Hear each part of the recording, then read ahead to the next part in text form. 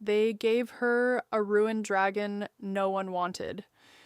But before she could even ask why, the most powerful dragon clan in the world had already fallen to one knee, calling her their future empress. Arya Vale learned early that silence was safer than hope. Hope had a habit of humiliating her. When her family still had wealth, she had hoped her father might look at her the way he looked at her elder sister, with pride, with warmth, with something close to love. When the family fortune collapsed, she had hoped hardship might at least make them kinder. Instead, poverty only sharpened cruelty. Now, House Vale was a noble name balanced on rotten wood. Their estate leaked in winter, their servants had long since left, and their debts arrived more regularly than food. Her father drank, her stepmother schemed. So her elder sister, Selene, practiced smiling only when useful, and Arya existed mostly as someone to blame. So when the imperial summons arrived stamped in gold wax, no one asked if she wished to go.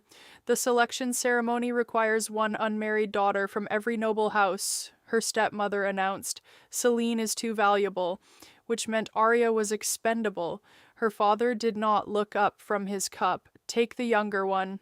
Selene adjusted her gloves. Try not to embarrass us. Arya folded the letter carefully. I'll do my best. No one believed her, least of all herself. The imperial capital was everything House Vale was not. Bright, polished, powerful, marble towers cut the sky, dragon statues watched from rooftops, noble carriages lined the roads like jeweled insects. So ladies in silk stepped through palace gates, laughing softly behind fans. Arya wore her only formal dress. It had been altered 3 times, repaired 6, and still could not hide its age. The guards glanced at her invitation, then at her hem, and visibly downgraded their expectations. Inside the Hall of Selection, hundreds of women gathered beneath a domed ceiling painted with stars and fire. At the far end stood the imperial dais, where ministers and royals observed from carved balconies. In the center of the hall waited the true purpose of the ceremony. Protectors, warriors, mages, noble heirs, spirit-bonded guardians, men of status assigned to eligible women for political pairing, military alliance, or future marriage negotiations. Every year the Empire dressed power as romance and called it tradition. So Arya took her place at the very end of the line. That seemed fitting. Names were called one by one. Lady Marielle of House Thorne received the 3rd prince, handsome and smiling. Gasps of envy followed. Lady Selene of House Voss received a silver-ranked battle mage who knelt before her hand. Lady Isolde received twin lion knights. Laughter, applause, admiration. Every pairing strengthened status. Every name called before Arya's made her feel smaller. Then Selena Vale was announced. Her sister glided forward like she had been born expecting chandeliers. Lady Selena Vale of House Vale, the herald declared. A murmur moved through the nobles. House Vale was ruined, but Selena was beautiful enough to generate sympathy. She received Lord Adrian Marrow, son of a wealthy duke, young, elegant, ambitious. He kissed her hand to delighted applause. Selene glanced once toward Arya. Victory glowed in that smile, then the line emptied. Only Arya remained. The herald looked confused, checked his scroll twice, then called reluctantly, Lady Arya Vale. Even saying her name sounded apologetic. She walked to the center of the hall, beneath scattered whispers. Another Vale? They sent the spare one. Poor thing. No, poor whoever gets her. Heat crawled up her neck, but she kept her chin level. A minister leaned toward another and muttered too loudly, There is one asset remaining. The hall doors at the side opened with a grinding metallic sound. Chains dragged across stone. Conversation died instantly. Something large was being brought in. 4 armored handlers entered first, pulling black iron restraints. Between them walked a man. No, something pretending to be one. He was tall even while half stumbling, wrists shackled, shoulders bare beneath torn dark cloth. His body was covered in old scars and fresh wounds. Black hair hung over part of his face. Along his back were jagged ridges, where wings should have emerged, but only ruined bone stubs remained beneath damaged flesh. The air changed around him, predatory, ancient, furious. Arya forgot to breathe. A dragon? Someone whispered. No, that's him. The disgraced prince. The broken one. The handlers forced him to his knees, chains clanged across marble, the herald swallowed visibly. Assigned protector, Kyle Draven. Laughter burst from one side of the hall, nervous first, then crueler as others joined in. The wingless dragon? They're pairing trash with trash. House Vale always lands creatively. Even nobles on the balcony smiled behind gloved hands. Arya stared at the kneeling figure. Kale Draven. She had heard the rumors in fragments. A dragon clan heir cast out after some failed rebellion, cursed, broken, too dangerous to free, too dishonorable to kill, used now as spectacle, used now as punishment. A minister waved lazily toward her. Take the useless beast and leave. More laughter. Celine did not laugh. She looked relieved. Arya's fingers curled at her sides. The humiliation was meant to crush her publicly. Give House Vale a final joke to wear home. She could cry, she could run, she could beg for another pairing no one would give. Instead, she walked forward. The handler stiffened. One muttered, "Ah, no, careful." Kale remained motionless, head lowered, but the rage coming from him felt alive, like heat under a sealed door. Arya stopped an arm's length away. Up close, his injuries were worse, bruises along the ribs, cuts not fully closed. Blood dried near one shoulder, where shackles had rubbed skin raw. No one had even cleaned him. Something sharp moved in her chest, not fear, not pity exactly, something colder, recognition. She knew what it was to be displayed as lesser, to be spoken over while standing present, to become entertainment for people who had never suffered. The hall waited for disaster. Arya slowly bent down and picked up the loose end of one dragging chain. Gasps rippled outward. The nearest handler stepped back. "What are you doing?" hissed a noblewoman. "Taking what was assigned to me," Arya said calmly. The laughter stopped. For the first time all morning, the room had no script prepared. She turned slightly, meaning to lead him away with whatever dignity could still be salvaged. Then Kale moved. One hand shot upward and caught her wrist. The hall recoiled as one body. His grip was iron, burning hot. Slowly he lifted his head. Black hair fell aside. One eye opened. Gold, bright, terrifying gold, not broken, waiting. His gaze locked on hers with the force of claws against throat. When he spoke, his voice was low and ruined and dangerous enough to silence every noble in the empire. "Touch me," he said, "and regret it." The imperial palace sent them away before sunset. No farewell banquet, no formal escort, no explanation. Just one sealed order, 2 horses, a rattling carriage with one broken wheel, and the same minister who had laughed earlier saying, House Vale should be grateful for imperial generosity. Arya almost thanked him out of habit. Then remembered she was being discarded with a chained dragon, so she simply climbed into the carriage. Kyle did not. He stood beside it with shackled wrists, staring at the palace gates like he was calculating how many people he could kill before being stopped. The guards around him kept their distance. "You need to get in," Arya said carefully. He did not look at her. "No. It's a 4-hour ride." "Walk, then." The driver paled. "My lady, I refuse to travel beside that thing." Kale turned his head slightly. The driver jumped down, abandoned the reins, and fled without another word. Arya watched him disappear, then looked at Kyle, then at the broken carriage, and then back at Kale. "This is already going badly," she said. He gave no response, so Arya did what she had done all her life when no one helped. She climbed into the front seat, picked up the reins, and drove herself. Kale followed on foot, not beside the carriage, behind it, silent as a shadow. The ruined estate lay on the western edge of imperial lands, where noble houses went to die quietly. House Vale had once owned vineyards and mountain mines. Now Arya had been granted a moss-covered manor with cracked walls, sagging roofs, and a gate hanging from one hinge. Even the crows seemed disappointed. 3 servants waited at the entrance, an old groundskeeper, a cook, and a maid who looked one inconvenience away from tears. They bowed politely until Kyle stepped through the gate. Then all 3 froze. The maid dropped a basket. "A dragon?" whispered the cook. A cursed one," said the groundskeeper, crossing himself. Kyle kept walking, chains dragging over stone. He entered the manor like a storm entering a chapel. By morning, the maid was gone. By noon, the cook had packed. By evening, the groundskeeper bowed to Arya apologetically and said, "I am too old to die screaming, my lady." Then he left too. Arya stood alone in the front hall, listening to the wind move through broken windows. "Well," she said aloud, "at least someone had options." Kyle sat near the fireplace in the drawing room, wrists still chained, eyes closed. He had not spoken since the road. He had not eaten either. Twice she had brought food. Twice he had ignored it until it went cold. "You frightened away the staff," she told him.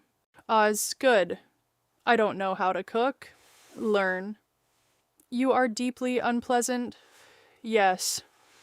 That apparently concluded the conversation. 3 more days passed. Arya cleaned rooms herself, patched leaks badly, and learned soup could burn in at least 4 separate ways. Kale continued being impossible. He refused orders, refused food when offered directly, refused blankets, refused conversation, and threatened anyone who came near enough to stare through the broken gate. A tax collector arrived on the 2nd morning. Kale merely opened one eye. The man ran before reaching the porch. Useful, Arya admitted privately. Horrible, but useful. On the 4th night, thunder rolled over the estate. Rain struck the roof in hard sheets. Arya woke to a crashing sound downstairs. She grabbed a candle holder like a weapon and hurried toward the drawing room. Kyle was on the floor. The heavy chair beside him lay splintered. His breathing was ragged. Sweat soaked his shirt. One hand clawed at his chest, as if trying to tear something out from under the ribs. The candlelight showed his skin too pale beneath the bruises. Dark veins spread from his collarbone downward like ink in water. Poison. Not fresh. Old, deep, living in him.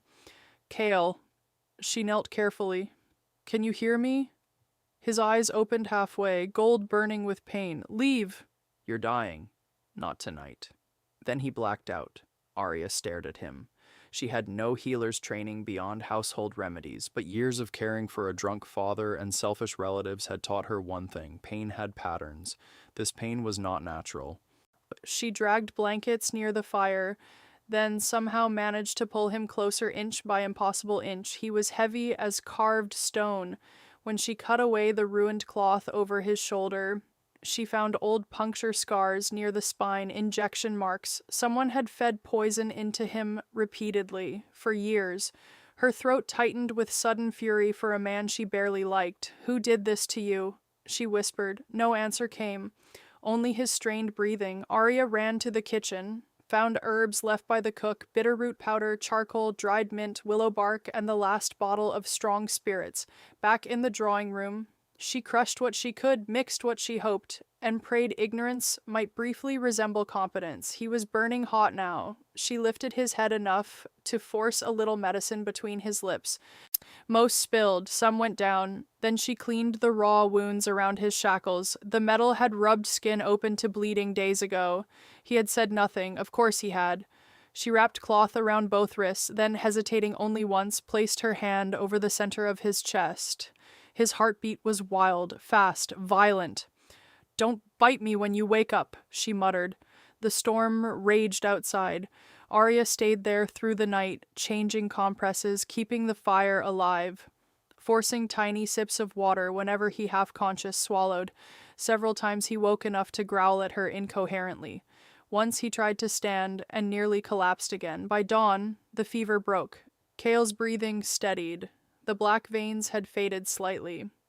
Arya, exhausted beyond dignity, fell asleep sitting against the hearth. She woke to fingers around her throat, not tight enough to crush, tight enough to promise it. Kale crouched in front of her, eyes blazing gold, one hand braced on the floor, the other around her neck. "You touched me," he said hoarsely. "Yes," Arya croaked. "Ian, you were dramatic." His grip tightened a fraction. "You gave me drugs. Medicine. You cut my clothes. They were filthy. You wrapped my wrists. They were bleeding." He stared at her like violence required only one more excuse. Then something unfamiliar crossed his face. Confusion. He released her abruptly and stood. Slowly, experimentally, he rolled one shoulder, then the other, turned his neck, flexed his hand. The constant tension in his body, the invisible flinch of someone living in pain, was gone, not healed, but eased. So for the first time since she met him, he was standing without bracing against agony. Cale looked at her as if this offended him personally. "What did you do?" he demanded. Arya rubbed her throat. "Saved your life," she said. "You're welcome." Cale did not thank her. Arya had not expected him to, but she had hoped for something slightly more civilized than glaring at her across the breakfast table like she had personally insulted his ancestors. He sat at the far end of the ruined dining room, arms folded, untouched plate in front of him. Golden eyes narrowed. "You're staring," she said. "You poisoned me." "I treated your poison." "You used kitchen herbs." "You're alive." "I was alive before." "You were on the floor sweating and hallucinating." "I was resting." Arya nearly smiled. "Of course you were." He looked offended by her tone. Good. Still, something had changed. He no longer moved like every breath hurt. His shoulders were straighter. The constant tension in his jaw had eased. Even the air around him felt less jagged. He hated that she noticed. That also pleased her. Rain drummed softly against broken windows while the estate groaned around them. Arya set down a cup of tea and decided subtlety had never improved anything in her life. "Who did this to you?" she asked. Cale's expression went flat. "Irrelevant." "The poison marks weren't self-inflicted." Silence. "You have shattered wing bones." Silence. "You wake ready to kill anyone who helps you." "That one is personality." She blinked, then laughed once, despite herself. The sound seemed to surprise both of them. Kyle looked away first. After a long moment, he said, "I was firstborn of House Draven." Arya stilled. The dragon clan was older than the Empire itself, powerful enough to negotiate with emperors rather than kneel to them. House Draven ruled their mountain territories through strength, bloodline, and the useful habit of being able to burn armies. "You were heir," she said quietly. "I was useful. That was not denial. My younger brother wanted the throne. My uncles wanted a puppet. The Empire wanted a dragon obedient enough to display." His voice remained calm, which somehow made it worse. "So they agreed on one solution." He turned slightly, exposing the ridged scars across his back where wings should have risen. "They bound me during a succession feast." Arya's stomach twisted. "Your own family?" "Yes." "They shattered your wings?" "They shattered the bones first." He said it like weather. "Then laid curse iron into the wounds so they would never heal." She could not speak for a moment. "And the poison? Slow control, keeps strength unstable, keeps transformation incomplete." The cup in her hand trembled. She set it down before it broke. "And the Empire?" Cale smiled without warmth. "They call it mercy that I still breathe." Arya finally understood the selection ceremony. He had not been assigned as a guard. He had been handed out like a joke, used as punishment stock. A spectacle chained to whichever woman displeased the court least. Something hard settled inside her chest. "That was cruel," she said. Cale's gaze returned to hers. "Yes, no self-pity, no bitterness spoken aloud, just fact." She hated everyone involved instantly. That night the wind changed. Arya woke because Cale was standing beside her bed. Moonlight cut through cracked shutters behind him, silvering the scars across his throat. She nearly screamed. "What are you doing?" she hissed. "Quiet, and that is not an answer. Get up." The words were soft, urgent. Then she heard it, not wind, movement outside, multiple feet in wet grass. The manor door opened downstairs with practiced care. Arya sat upright. "Thieves? No." Kyle's eyes had gone bright gold. "Professionals." "How comforting." He tossed her a cloak. "Wear this. You own a cloak. I stole it from your wardrobe." "You are impossible. And alive." Another sound below, metal against wood, someone picking interior locks. Cale moved to the doorway, chains in hand. "You're still injured," she whispered. "I'm always injured. Can you fight?" He glanced back once. "Can they breathe?" Then he walked into the corridor. Arya followed because fear and common sense had long ago stopped cooperating with each other. He noticed immediately. "No, I'm not staying alone in that room." You may regret this. Already a recurring theme. They reached the staircase just as 6 figures in black entered the main hall below, faces covered, curved blades, silent formation, assassins. One looked up. Target confirmed. Another pointed at Arya. Witness also present. Rude. Kyle stepped down 3 stairs, barefoot, bare-handed except for dragging chains, wearing a loose shirt and no armor. The lead assassin laughed softly. This is the dragon? Kale sighed, then moved. So Arya did not see the first strike. 1 second, he stood on the stairs. The next, an assassin hit the far wall, hard enough to crack stone. The second attacker swung low. Kale caught the blade in one hand, twisted, and broke the man's wrist backward with a sound Arya would remember forever. Chains lashed like living iron. 2 more fell choking. Someone buried a dagger into Kale's side. He did not even look down. He grabbed the attacker by the throat and drove him through a table. Fire leaked briefly from between his teeth when he exhaled, real fire. The room filled with screams and splintering wood. Arya backed against the staircase rail, heart pounding so hard it hurt. This was no broken guard. This was a restrained disaster. The last assassin tried to run. Kyle threw one chain. It wrapped the man's ankle, yanked him backward. Then Kale was there, one hand on skull, one twist. Silence. Everything stopped. Smoke drifted upward from scorched floorboards. Bodies lay across the hall in unnatural shapes. Kale stood in the center, breathing hard, blood running from the dagger wound in his side. Then he swayed once. Arya rushed forward instinctively. He turned with a snarl so violent she froze. For 1 second, dragon eyes, not human eyes, locked onto her. Predatory, ancient, burning. Then recognition returned, barely. He ripped the dagger free himself and tossed it aside. You're bleeding, she said. Yes. You need treatment. Yes. You almost died. No. She threw up both hands. You are impossible. Frequently stated. Another crash sounded outside. More movement in the trees, reinforcements or watchers. Kale stepped between her and the broken doorway. Firelight pulsed faintly beneath the skin of his throat. He did not look back when he spoke. Stay behind me. The next words came lower, colder. Unless you want to die.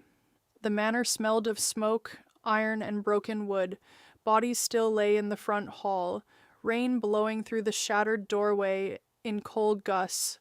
Arya stood frozen for only a second before anger overtook fear. Kale was bleeding. The floor was burning in 2 places.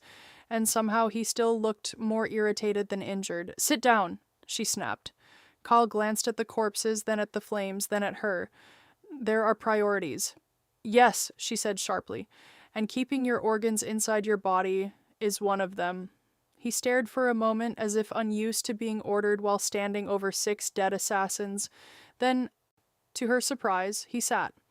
Arya dragged a heavy chair closer to the fireplace and pushed him into it with all the authority she did not possess. Up close, the wound in his side was ugly but shallow. The real damage was across his chest, where an older scar had split open during the fight. Blackened lines spread outward from it like veins made of ash. The curse iron. She swallowed hard. Take off the shirt. No, I wasn't asking for modesty. You usually ask badly. Kale? He held her gaze for 3 seconds, then pulled the torn cloth over his head and tossed it aside. She pretended not to notice the unfair architecture of his shoulders. The scar across his chest was worse than anything she had seen. It ran from collarbone to ribs, jagged and deep, with dark symbols burned into the skin around it. Not letters, not language she knew.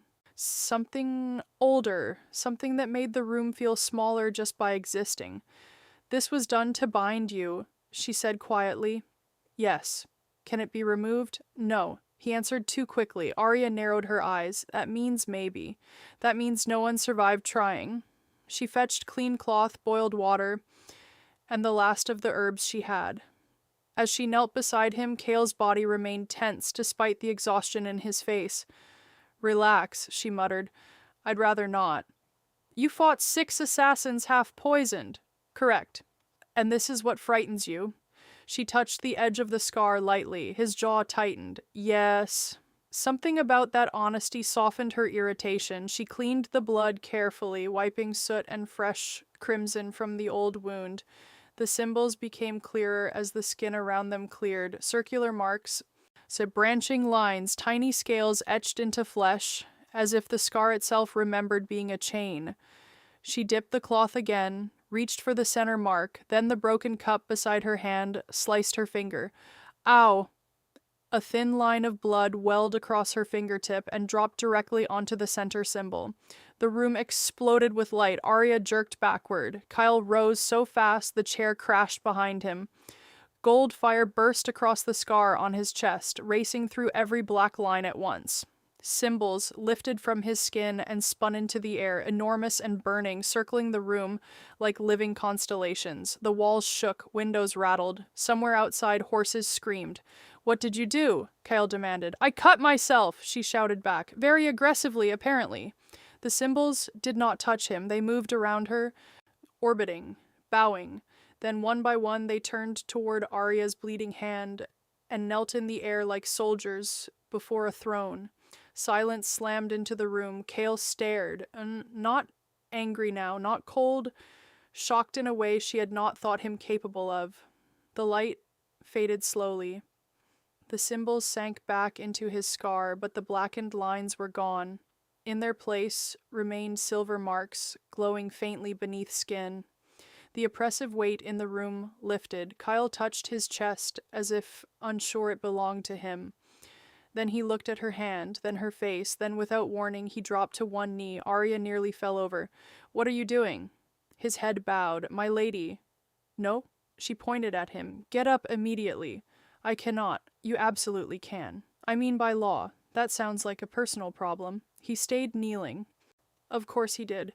Arya paced 2 furious circles around the room because nothing else seemed sane. "Explain. Start with why magical symbols just saluted my blood." Kale lifted his gaze. For the first time since meeting him, caution lived there. Not for himself, for her. "Those were royal seals. I gathered they were unfriendly tattoos. They respond only to direct imperial dragon blood, or to one chosen to stand above it." She stopped moving. "Above imperial dragon blood.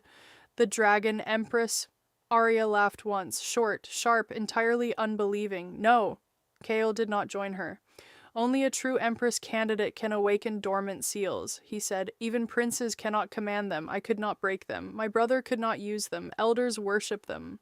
She stared at her cut finger. Then your seals are broken because of me." "Partially unlocked," he corrected, "because they recognized you." "That is impossible." "Yes." Useful answer.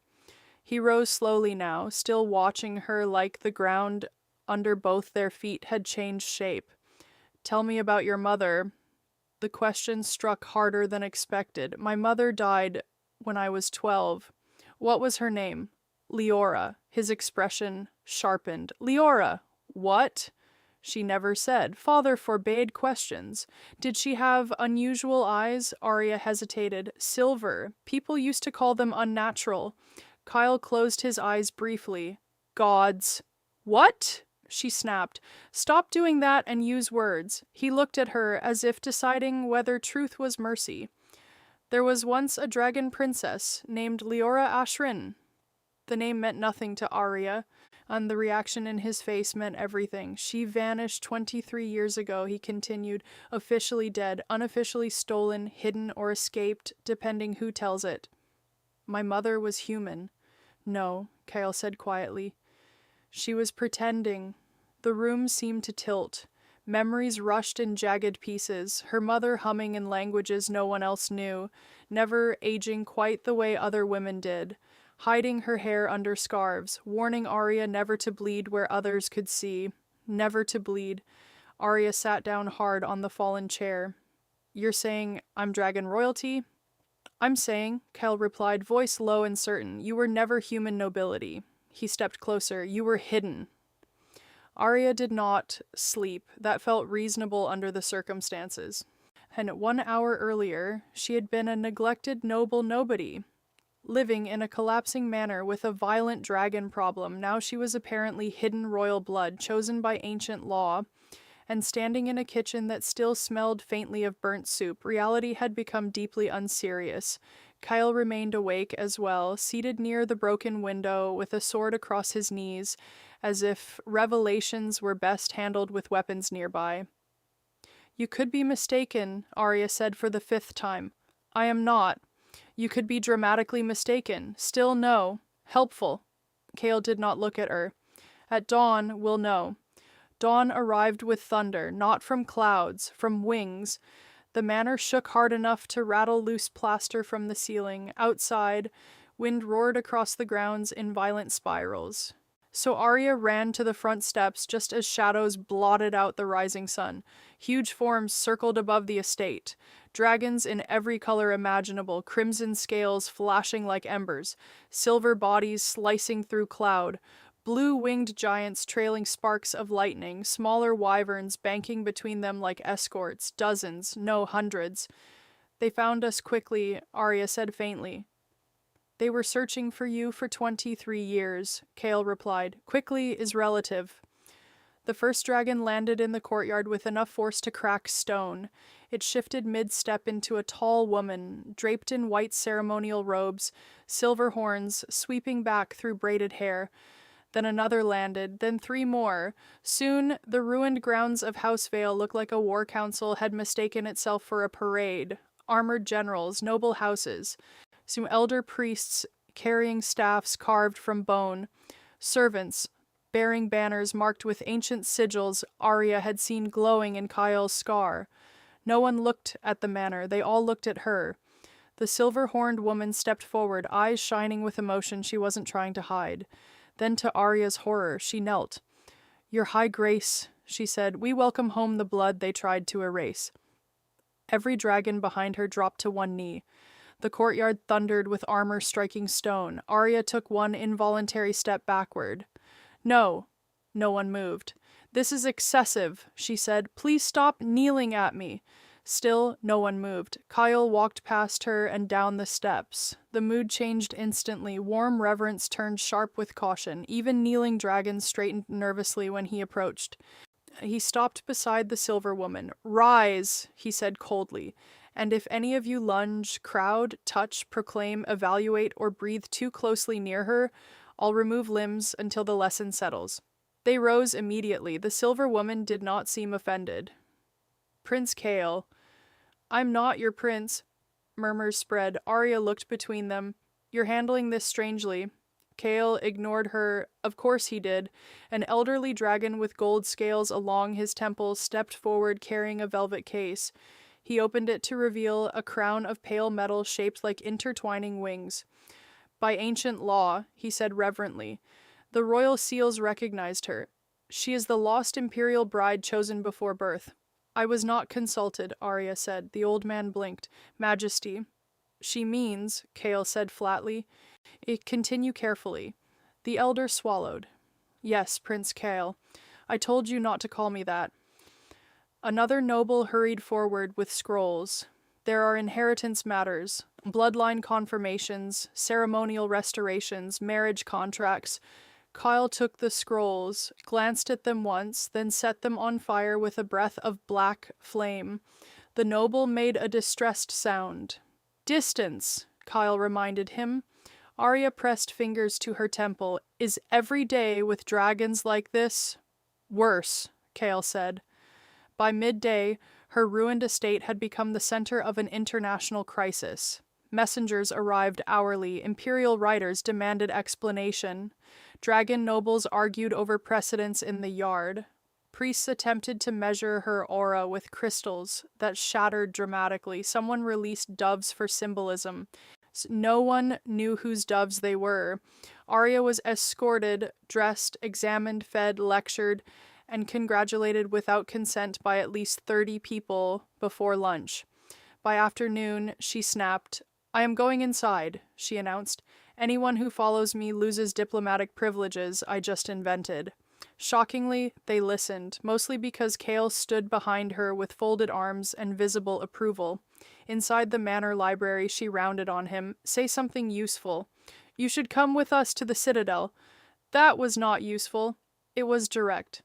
I don't know these people. You know enough. They want things. Yes. You say yes too casually. Kyle stepped closer, voice lowering. Then hear the part I haven't said casually. His gold eyes held hers. If you stay here, the Empire will come first, then my brother's allies, then every faction that failed to find you before dawn. This manor cannot survive being important. That silenced her. He was right, she hated that. By sunset, she was in a dragon carriage reinforced with silver steel, climbing into mountain clouds beside the one person she trusted, least strangely and most by accident. Kale sat opposite her while escorts flew on either side. Through the window, she watched peaks rise like spears through mist, rivers glinted below, entire villages clung to cliffsides carved into dragon motifs. Do they all know, she asked quietly, yes, that I'm hidden blood? That you returned. Something in his wording made her glance up. Returned. Kale looked out the window. They've been waiting for hope more than a person. The dragon citadel appeared after dark, built into the face of a black mountain. It was less palace than legend forced into architecture. Towers rose from stone like claws. Bridges spanned chasms lit by lava channels below. Thousands of lanterns burned across terraces where dragons landed and transformed in streams of light. As their carriage entered the main gate, crowds lined the causeway in absolute silence, then whispers spread like wind through grass. She's here. The bloodline lives. Look, beside her, the broken prince has returned. Arya turned sharply. Kyle's face became unreadable stone. But outside, dragons bowed their heads as he passed, not in pity, in fear, in respect, in something very close to relief. For the first time, Arya understood something dangerous. Kale had not come home with her. He had brought her into a war that already knew his name. The Arya learned within 24 hours that the Dragon Citadel had 3 primary currencies: power, secrets, and gossip. By breakfast, every servant in the Eastern Tower knew what she had eaten, how long she had slept, and that Prince Kale Draven had stood outside her chamber door for most of the night without speaking.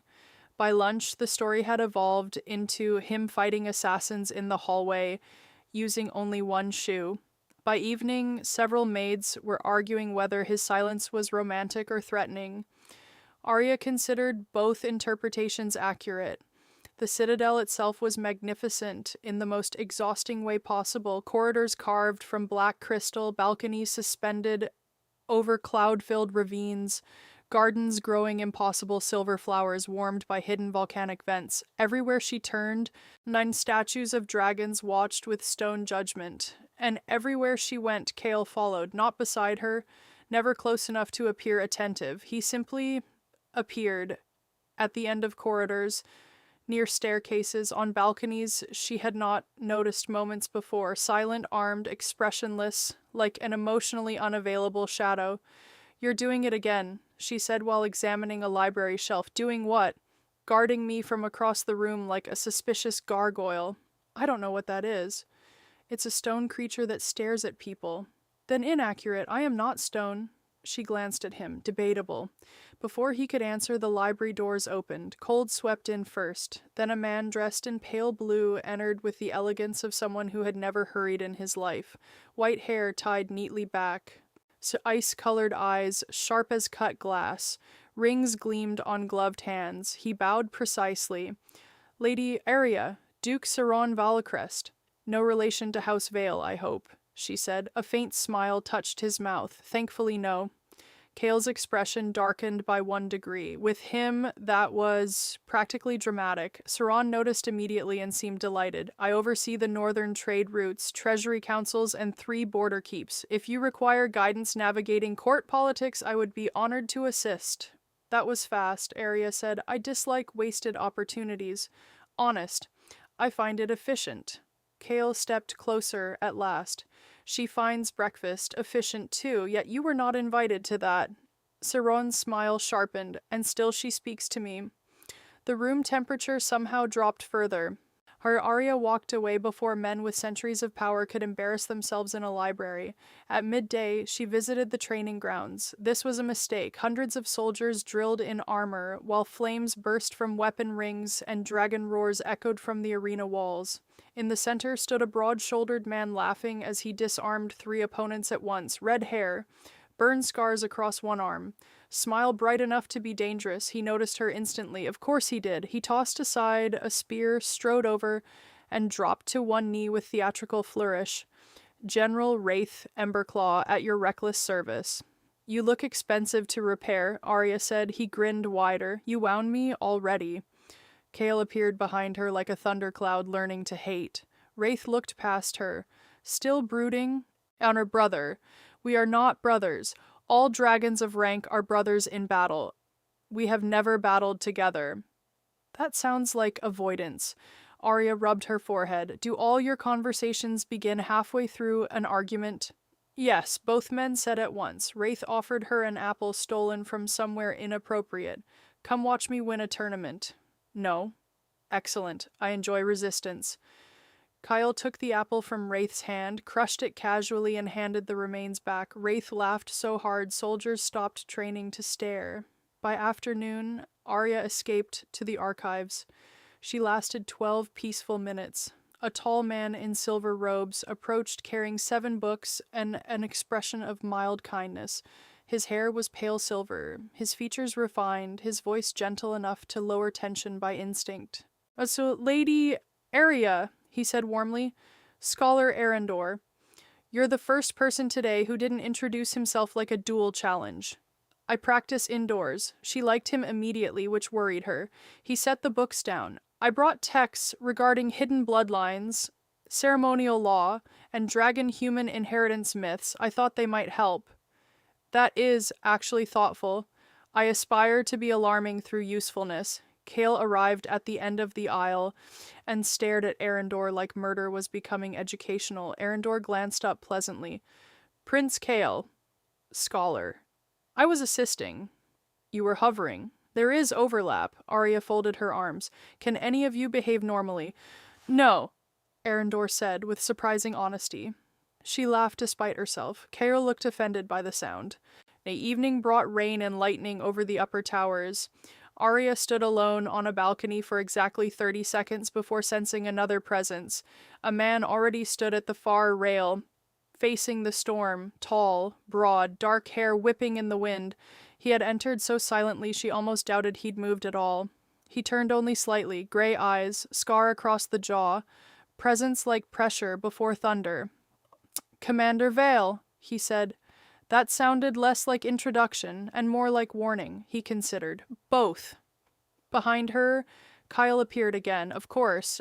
Vael's gaze flicked to him, then back to the storm. You hover badly. Kale said nothing. Vael nodded once to Arya. If danger comes, Eastern Tower is weakest point. Don't sleep near the outer wall. Then he walked away without another word. Arya stared after him. I think that one communicated affection through architecture. Kale moved beside her at last. Ignore them. All 4? Yes.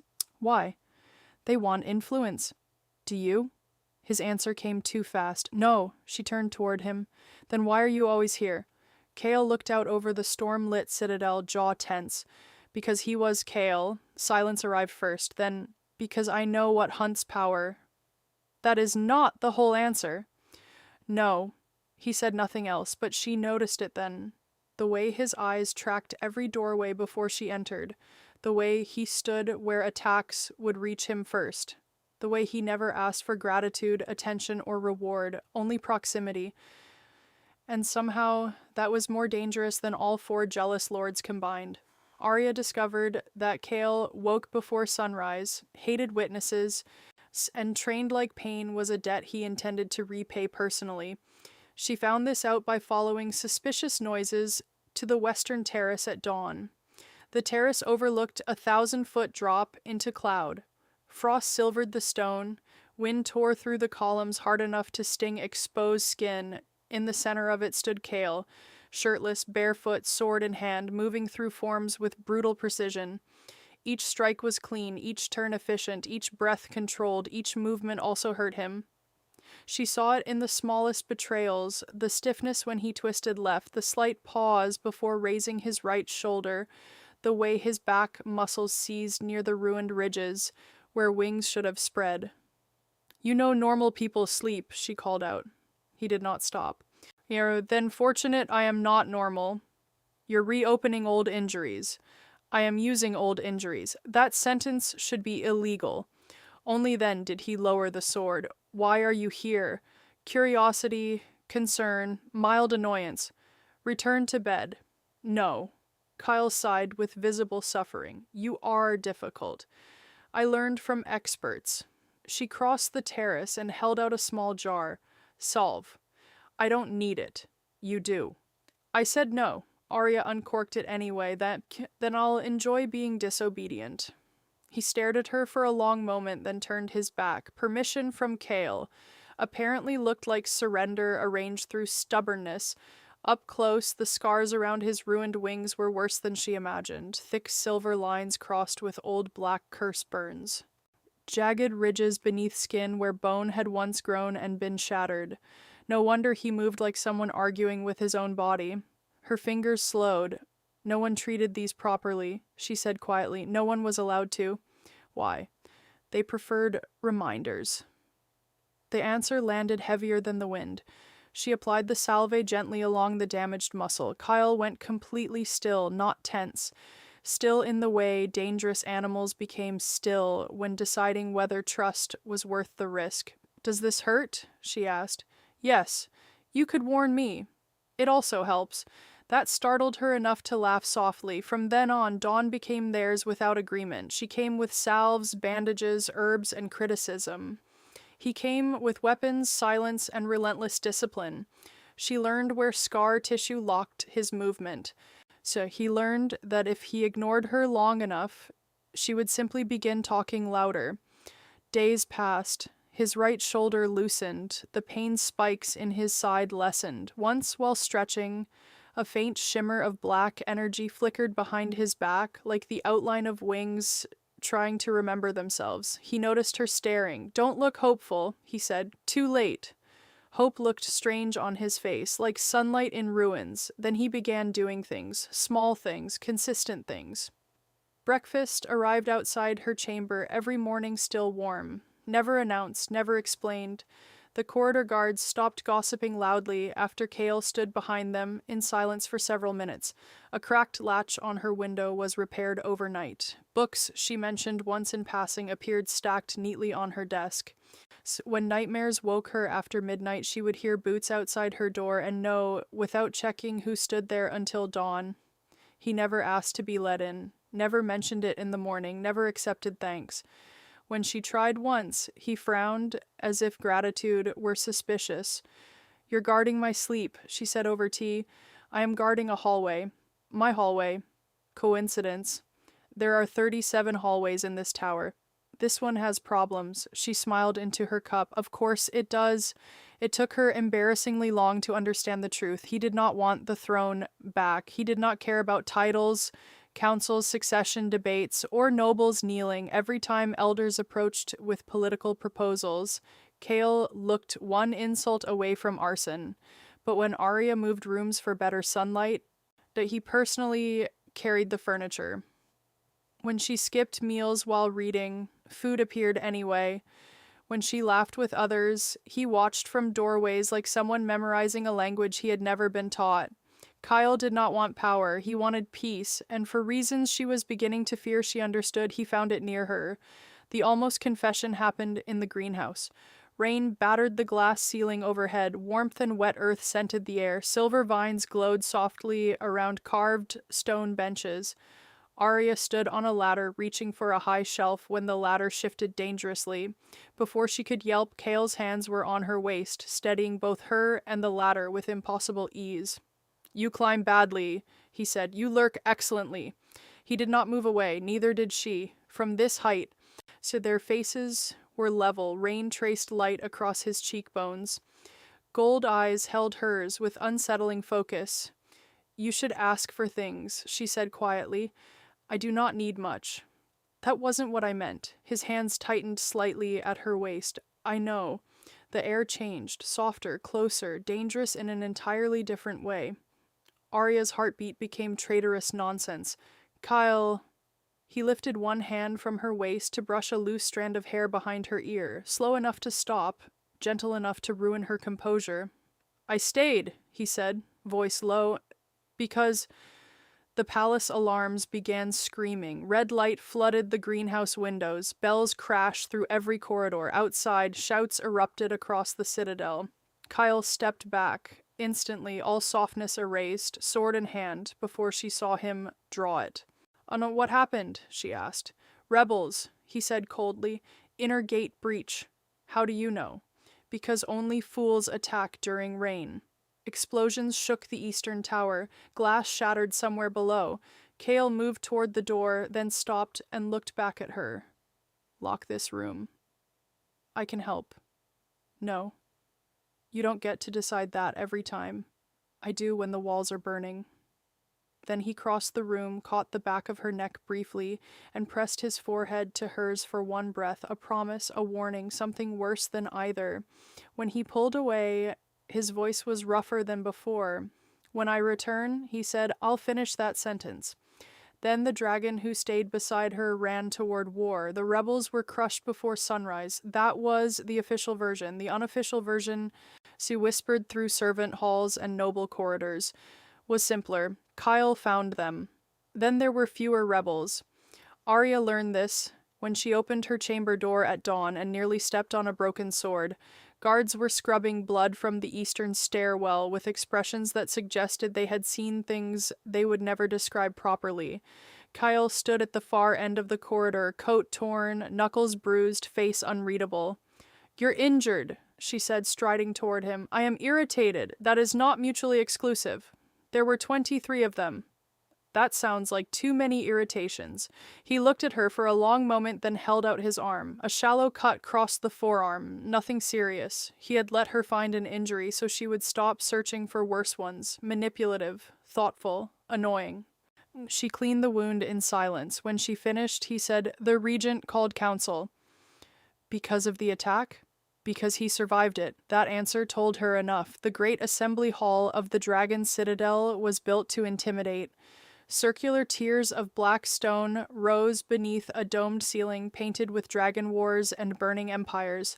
Seats for every major clan ringed the center floor. Thrones carved from crystal lined the highest tier. Today, every seat was filled. Word had spread quickly.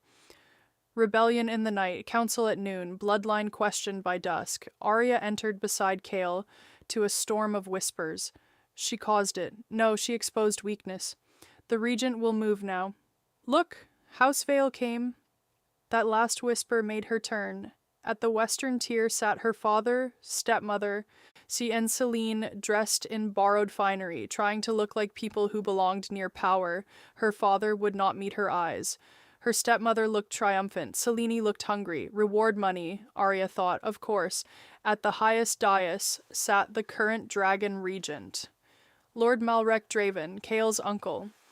He wore layered robes of dark gold and ceremonial chains across broad shoulders gone slightly soft with age. Silver threaded his beard. His smile was practiced enough to be mistaken for kindness at a distance. Up close, it likely smelled like poison. "Lady Arya," Malrek said warmly. "How lovely to finally meet the chaos personally." Kale's expression turned glacial. "Say your accusation clearly or choke on the delay." Several elders winced. Malrek only sighed. "Still charming." Then his gaze shifted to the hall. "I call emergency inquiry under ancient succession law." Murmurs rippled outward. He raised one hand. "This woman claims hidden royal blood. She awakened seals under suspicious circumstances. She arrived escorted by my disgraced nephew on the very eve of political instability." He let the words settle, then struck. "I submit that Arya Vale is fraudulent blood, used by Kale Draven to seize the throne through manufactured prophecy." The hall erupted, shouting, questions, gasps. Arya felt Kale move beside her, not forward but tighter. Violence held on a leash. Malrek continued smoothly. "My nephew has always desired what he could not earn." Kale laughed once, cold enough to frost stone. "I earned scars you ordered." The hall went dead silent. Malrek's smile did not move. Yeah, paranoia is common in damaged minds. Arya's nails bit her palms. Then her stepmother rose dramatically from the western tier. I must speak. Of course she must. She bowed shallowly toward the regent. Arya was raised in our house. She showed no signs of dragon heritage. No gifts, no status, only disobedience and strange luck.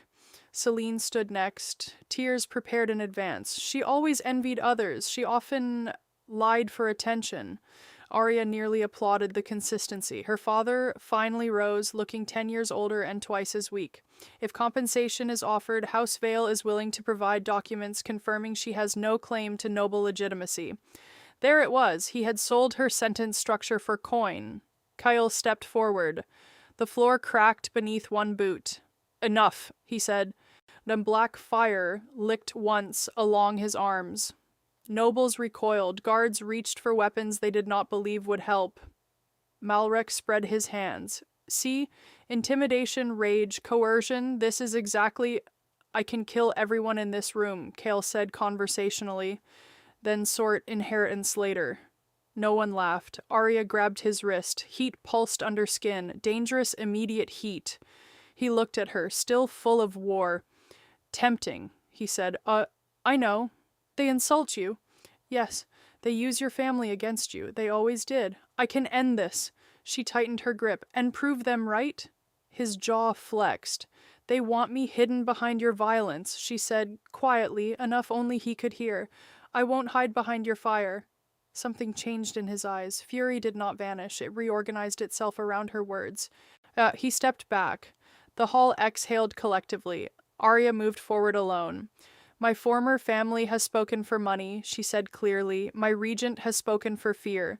My enemies have spoken for convenience.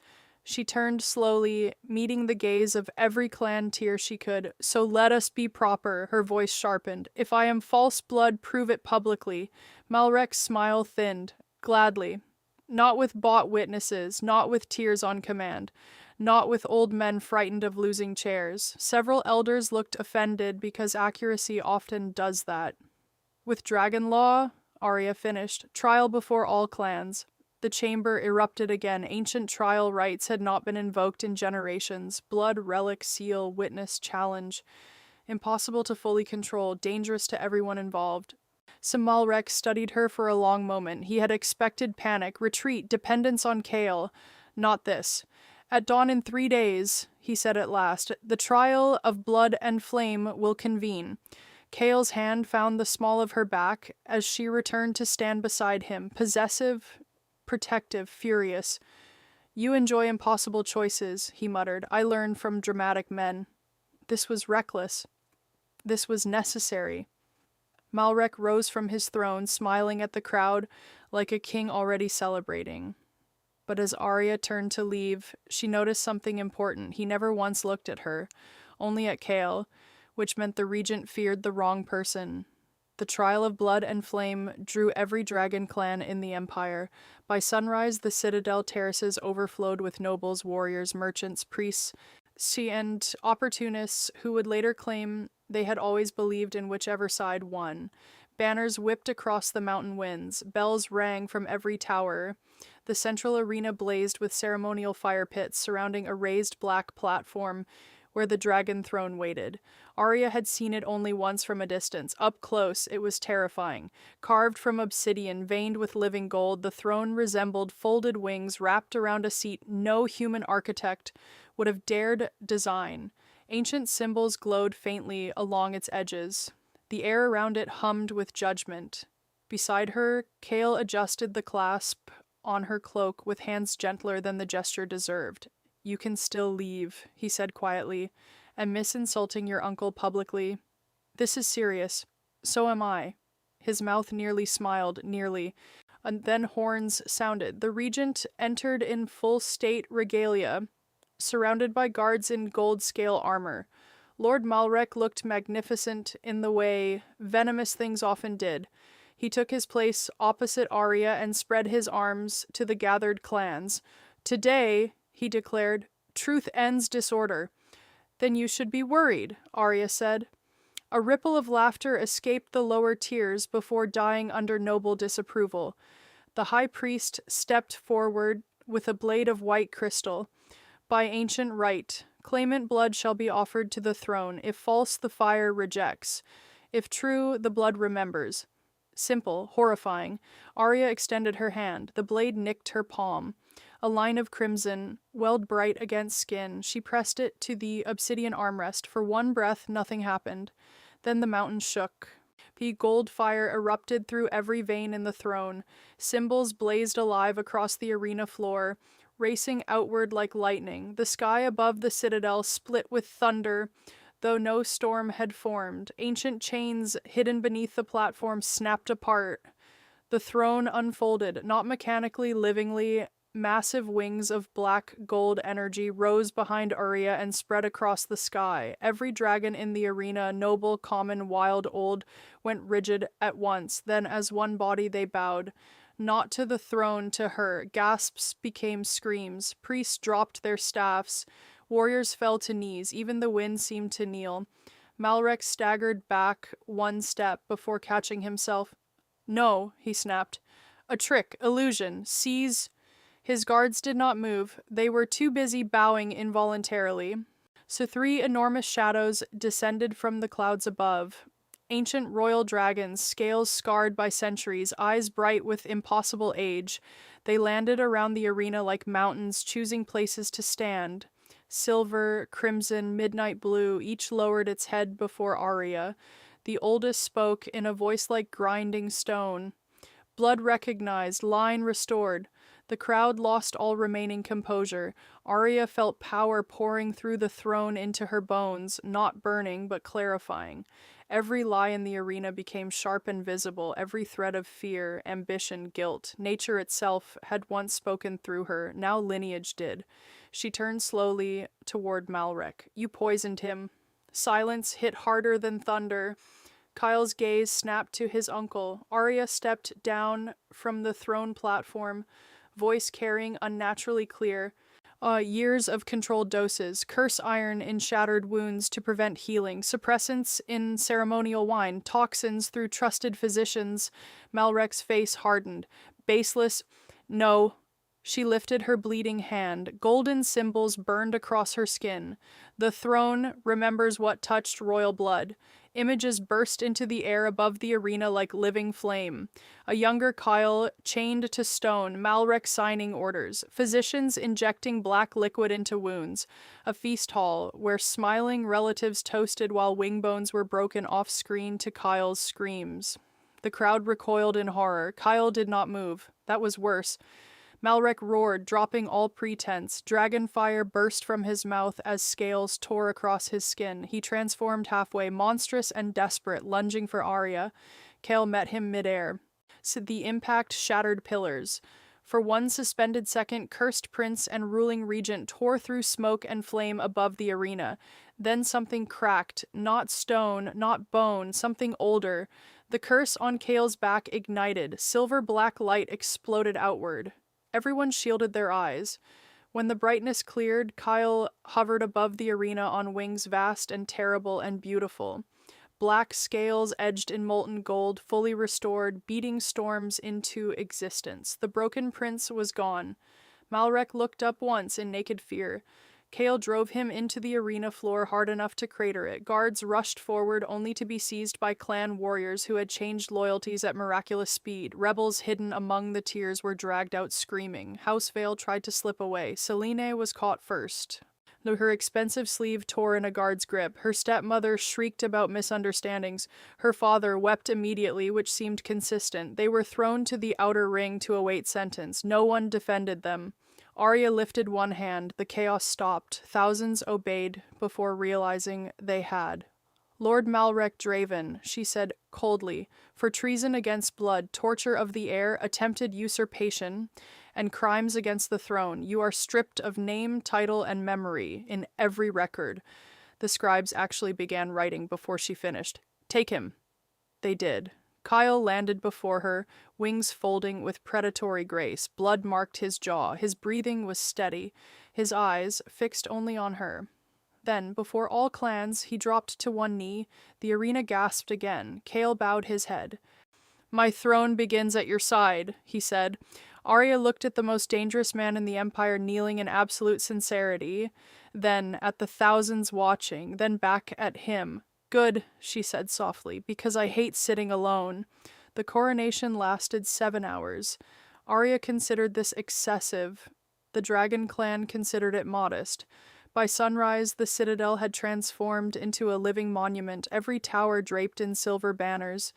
Bridges lined with flame crystals, thousands of dragons circled overhead in ceremonial flight patterns that looked impressive and dangerously disorganized. Musicians played from balconies, priests chanted in old tongues, nobles pretended they had always supported her. Arya wore enough jewels to qualify as structural reinforcement.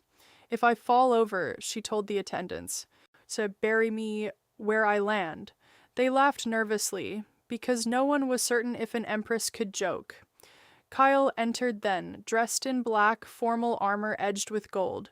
His restored wings were hidden beneath glamour for ceremony, but nothing disguised the way the room changed when he arrived. Servants straightened, guards stiffened. 2 ambitious young lords visibly reconsidered their life choices. He crossed to her without asking permission from anyone, adjusted the crooked clasp at her shoulder, and said, "You look angry.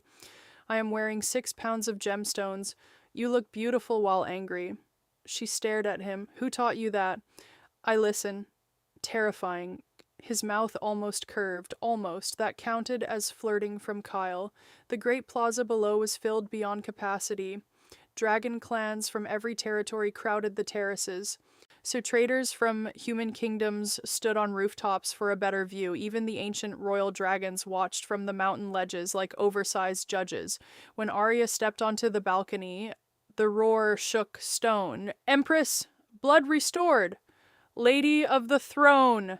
Someone began chanting her name badly out of rhythm. Thousands joined anyway. She raised one hand. Silence spread outward in waves. That still startled her. The high priest placed the crown of wings upon her head. Warm gold settled against her hair as if recognizing its place. Ancient symbols along the plaza walls ignited one by one. Bells rang from every tower. "We crown Arya Ashrin Draven," the priest proclaimed. "Dragon Empress, keeper of flame, first voice of the throne." The plaza erupted again. Fireworks burst over the mountain sky. 3 dragons roared approval hard enough to shake snow from distant peaks. Arya smiled despite herself. Then the suitors began retreating. Duke Saron bowed elegantly. "Your Majesty, I withdraw all political courtship proposals in favor of continued survival." "Wise." General Wraith grinned. "I still volunteer for reckless admiration, but not within striking distance of Kale." "Also wise." Scholar Arendor placed a stack of governance books in her hands. "My gift is paperwork. My withdrawal is immediate." "Deeply wise." Commander Vile only nodded once toward Kale. He was already impossible before wings. Then he left. The reason became obvious moments later. A visiting noble prince from the southern ranges approached Arya with a charming smile and a bouquet made of molten crystal roses. Before he spoke, Kale appeared beside her. He said nothing. He only looked at the prince. The prince blanched, handed the bouquet to a random guard, and apologized to architecture before backing away. Arya watched this happen. "Did you threaten him?" "No." "What did you do?" "Stood nearby." "Ridiculous." "Yes." The feast that night stretched across 7 halls. Music, dancing, endless courses, endless speeches. Arya escaped at the first possible opportunity to the upper western terrace where stars hung bright over cloud valleys. She found Kale there, of course. He leaned against the stone rail, coat open to the wind, watching the Empire lights below. "You disappear badly," she said. "You found me. You stand in obvious places. They are obvious to you." She moved beside him. For a while they said nothing. With Kale, silence had become less empty and more like shelter. Then she asked the question that had waited too long. "Why did you protect me?" He did not pretend confusion. "At the manor," she said softly, "before the seals, before bloodline truths, before anyone knew who I was." Kyle looked out over the mountains. "You treated my wounds. That was not enough reason. It was for me. I was a nobody." "No," he said quietly. "You were kind when no one was watching." Her throat tightened unexpectedly. He turned, then, gold eyes steady on hers. I had spent years being feared, used, chained, measured, hated, or worshipped for the wrong reasons. The wind moved between them. You were the first person who saw damage and reached closer. Arya's heart made a complete fool of itself. Kale stepped nearer, because even broken things know when they found home. She forgot every prepared reply. For annoying man, dangerous man, honest man.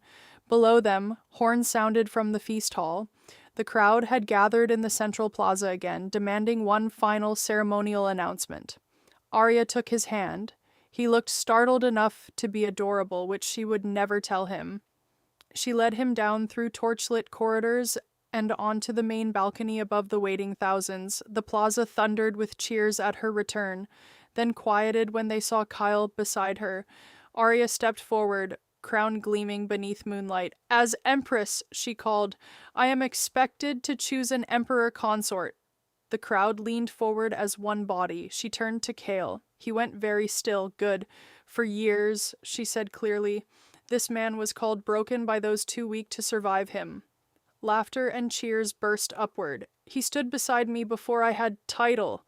He stayed before I asked. He knelt when he never had to." Kyle's gaze never left her face. "I choose Kale Draven." The citadel exploded with sound. Fire shot into the sky. Dragons roared from every tower. Someone fainted dramatically. Kale looked less composed than during battle. "Excellent," she smiled. "Any objections?" No one spoke. Kyle dropped to one knee automatically. She caught his jaw, lifted his face, and kissed him before the entire empire. The roar that followed might still be echoing in nearby kingdoms. An hour later, beneath stars and moonlit cloud, Kale's restored black wings spread wide from his back. He lifted her easily into his arms. "Ready?" he asked. "No." "Good." Then they leapt. They flew above mountains, rivers, cities, and forests silvered by night. Below them stretched the empire they would rule. Above them, an endless sky. Arya laughed into the wind as the once broken dragon carried her home.